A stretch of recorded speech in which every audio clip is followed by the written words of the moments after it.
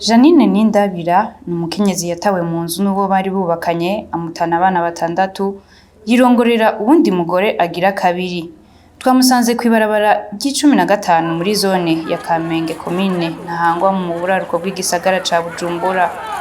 Uwo mupfasoni yemeza ko mu kuvana n'umugabo yashatse kumugirira nabi ku buryo we n'umwana yari ahetse yabakomerekeje ariko abantu bagatabara. Yaraje nyine aratuniga n'uwo mwana nyine arafise ibikomere naje ngako maveho nituye hasi sanze mama ari muhira rero n'uwo mugabo jina zambona je nanje ntashi arantangira nyine imbere y'umuryango ndavuga ubu rero mvira mu bana genda je ndabatware ndamubwira wewe waragiye nonugotse gukora iki serafata aransumira ngaha mu izosi rero mama arakoma induru n'ababanyi baraza mama bariruka n'ubu ntiyagarutse.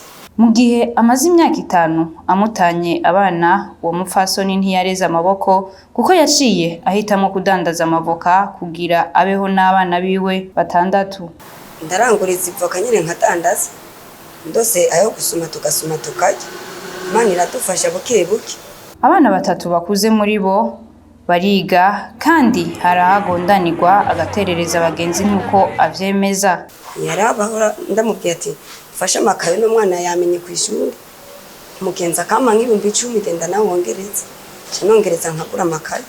Uwo mupfasoni yemeza ko umugabo yamutaye ubafise uwundi mugore n'abana 2 akaba asigaye aba aho bita mu Nyabunyegeri muri zone ya Rubirizi.